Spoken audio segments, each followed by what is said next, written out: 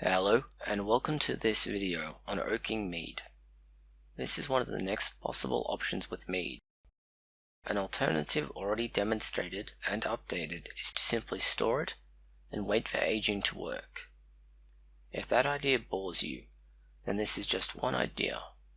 Others include infusing it with flavors, carbonating, pasteurizing, and distilling, to name just a few.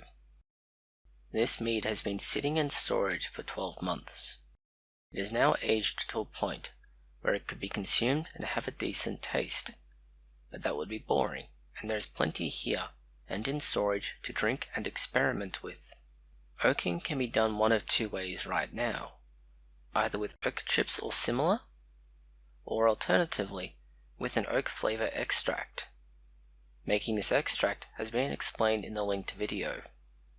Each of these bottles received either 5 grams of oak chips or 100 milliliters of extract. This made it up to 1 liter exactly. The oak chips will soak for a week. This will impart flavor for reasons explained at this link. In short, this is due to the motion and heat speeding up the extraction.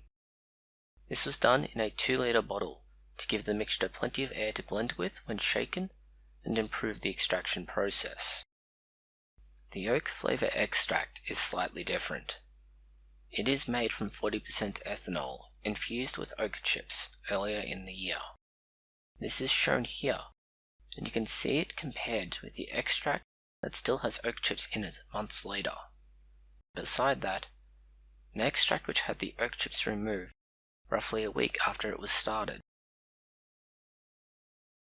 Adding 100 milliliters is just enough for 1 liter in this case. It took some testing to get the right amount, and you'll need to figure out what is right for you in this case. This batch will also sit for a week to settle, but in theory it could be consumed now. It does have a taste off, as though the balance is wrong. This is likely a result of the way it has been disturbed when moved from one vessel to another.